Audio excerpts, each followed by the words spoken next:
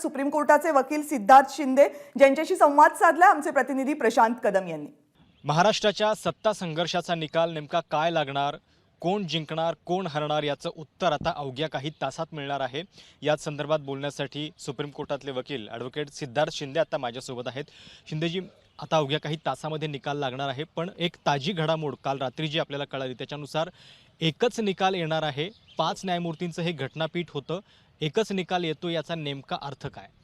ह्याचा अर्थ कारण त्याच्यात लिस्टमध्ये स्पेसिफिकली मेन्शन केलेलं आहे की judgment by honourable chief justice, त्यामुळे हा एकच निकाल असेल। जर त्याच्यात दुमत असतं तर दुसऱ्या जजचं पण नाव दिलं गेलं असतं, मग आपण त्याच्यावरून समजायचं की ह्याच्यात 3-2 किंवा 4-1 होईल।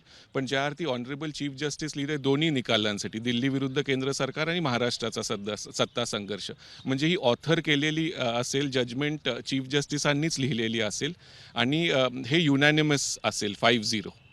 हो, जे काय निर्णय होईल तो युनॅनिमस असेल। आणि साधारणपणे प्रोसेस कशी असेल, म्हणजे सरन्यायाधीश निकाल वाचून दाखवतील, त्याच्यानंतर सह्या होतील आणि मग कळेल की याला सगळ्यांची सहमती आहे? हो, आता 10:30ला रेफरन्स होईल जेव्हा सगळे 34 जजेस बसतील, मग ते राईज होतील 11, 11:15ला, मग आपला बेंच 5 जण येऊन बसतील आणि चीफ जस्टिस ऑपरेटिव्ह पार्ट, त्या जजमेंटचा मेन पार्ट हे ओपन कोर्टात वाचतील आणि त्याच्यानंतर सर्व जजेस त्याच्यावर सही करतील। ती एकदा सही झाली की थोड्याच वेळात ते इंटरनेटवर अपलोड होईल आणि then the judgement will be out for public. ही खूप मोठी गोष्ट म्हणावी लागेल, कारण इतका कायदेशीरदृष्ट्या किचकट असलेला निर्णय आहे आणि त्याच्यामध्ये 5-0 म्हणजे सर्व न्यायमूर्तींचं एकमत होताना दिसतंय। काय याचा नेमका अर्थ काढायचा? तो निर्णय असा क्लिअर कट नसेल, तो असंही असू शकतं की 16 जणांबद्दल ते स्पीकरकडे पाठवू शकतात आणि दुसरे जे मुद्दे आहेत, नबम रेबिया किंवा दुसरे काही मुद्दे, ते लार्जर बेंचकडे रिफर करू शकतात। आता असं काही जणांचं म्हणणं आहे की ते झिरवळांकडे जाईल। जर ते झिरवळांकडे गेलं तर clock will have to be turned back, मग त्याच्यात मग मेजॉरिटी, मग व्हीप कोणाचा लागू होईल? कारण त्यावेळेस तर जर झिरवळांकडे गेले आणि त्यावेळेसच्या परिस्थितीप्रमाणे सुनील प्रभूंचा व्हीप आहे, मग त्या 16 जणांचं काय किंवा त्या 40 जणांचं काय, मग त्यांचं मतदान। आणि जर नार्वेकरांकडे गेलं तर आत्ताचे ते स्पीकर आहेत, तर मग ते डिसिजन घेतील ह्याच्यावर। आणि कोर्ट असंही एक म्हणू शकेल की आत्ता तुम्ही डिसिजन घेतलेलं नाही आहे एवढे दिवस झाले, तर ह्या 16 जणांचं डिसिजन घ्या आणि तोपर्यंत तुम्ही अजून एक फ्लोर टेस्ट घ्या आणि त्याच्यात मेजॉरिटी तर ह्या फॉर्मेशनचीच आहे। मग ती एक छोटीशी शक्यता आहे की शिंदेंना एखाद्या वेळेस त्यावेळेस राजीनामा द्यावा लागेल आणि मग त्यांना परत शपथ एखाद्या वेळेस घ्यावी लागेल। पण इतकी महत्त्वाची केस आहे, इतके त्याच्यामध्ये कायदेशीर गुंतागुंतीचे प्रश्न आहेत आणि त्याच्यामध्ये आता आपल्याला असं कळतं की जजमेंट जे आहे ते एकमताने येणार आहे। सुरुवातीला असं वाटत होती कदाचित न्यायमूर्तीमध्ये मतभेद असतील, 3-2 होईल, 4-1 होईल।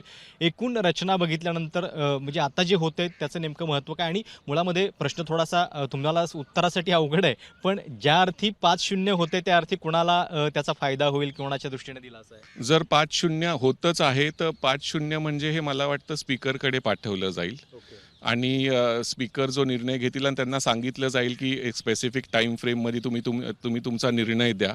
आणि दुसरे इश्यूज हे लार्जर बेंचकडे पाठवले जातील किंवा त्याच्यावर पण काही भाष्य केलं जाईल आणि राज्यपालांच्या भूमिकेवर पण काही भाष्य केलं जाईल। मग ती जजमेंट कोणी कशी वाचायचं आणि त्याच्यातून काय बोध घ्यायचा हे मग पुढचं राजकारणी ठरवतील, त्याचं कसं त्यातून काय काढायचं। म्हणजे असं पण होऊ शकतं की केवळ अपात्रतेसंदर्भातला निर्णय अध्यक्षांच्याकडे सोपवून इतर मुद्दे 7 जजकडे जातील? हो, तसंही होऊ शकतं, कारण नबम रेबिया संबंधी आता आपल्याला ह्या मागच्या वेळेस त्यांनी रेफरन्स मागितला होता जो त्यांनी नाकारला आणि ते म्हणले आपण मेन मॅटरच्या वेळेस बघू। तर आज तो रेफरन्स मान्य करून ते नबम रेबिया संबंधी तरी ते, कारण तुम्ही एका स्पीकरला कोणीही नोटीस पाठवाल आणि त्याच्या डिस्क्वालिफिकेशन संबंधी तो काही निर्णय घेऊ शकत नाही, हे थोडं ट्रिकी आहे। त्यामुळे त्याच्यावर क्लॅरिटी आपल्याला लागेल, त्यामुळे ते 7 जजेसकडे जाऊ शकतं नबम रेबिया पुरतं। पण एकदा अपात्रतेसंदर्भात नेमकं काय होतंय हे निश्चित झालं की मग पुढची सगळी चर्चा जी आहे, म्हणजे कायदेशीरदृष्ट्या तर ती ठीक आहे, होत राहील, पण पॉलिटिकली त्याचा फार सिग्निफिकन्स उरणार नाही?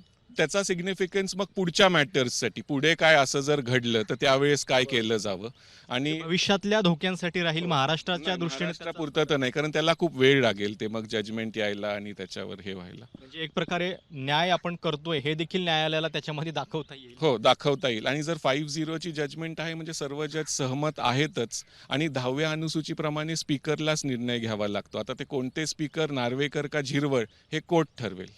पण पण हे किती रेअर आहे, म्हणजे अशा मोठ्या घटनापीठामध्ये 5 जज 7 जजमध्ये इतकं एकमत होणं, 5-0 होणं? तसं इट इज नॉर्मल. 5-0 होऊ शकतं, 7-0 होऊ शकतं, कधी 4-1 होतं. त्याच्यात काय आपण, आणि जी मेजॉरिटी प्रिव्हेल्स त्यामुळं 5 किंवा 7 असे नेमले जातात, म्हणजे त्यातली 3-2 किंवा अशी मेजॉरिटी विल प्रिव्हेल. त्यामुळे जी मेजॉरिटी जजेस ते म्हणतायत तेच जजमेंट. दुसरं it just becomes a part of the ratio. एक थोडीशी इंटरेस्टिंग राजकीय घडामोड घडली आता या क्षणी. उपाध्यक्ष नरहरी झिरवळ हे नॉट रिचेबल असल्याचं कळतंय. तर त्यावर मी तसं भाष्य करू शकत नाही, पण त्यांना कोणीतरी सल्ला दिला असेल की तुम्ही आत्ता काहीतरी. दृष्ट्या त्यांचं या केसमधलं महत्व. नाही, मग त्यांनी स्टेटमेंट आत्ता करू नाही ना. नार्वेकर किंवा झिरवळांनी जेव्हा सुप्रीम कोर्ट डिसाईड करणार आहे, तर त्यांनी जर स्टेटमेंट केलं की माझ्याकडे आलं तर मी अपात्र ठरवेल, मग ह्यांनी म्हणलं की मला अजून वेळ पाहिजे, तर त्यांनी आत्ता काही बोलूच नाही जोपर्यंत. ते एका ह्यानी बरं आहे, ते नॉट रिचेबल आहेत, म्हणजे ते मीडियाशी बोलू शकणार नाही आणि जजमेंट नंतर ते समोर येतीलच.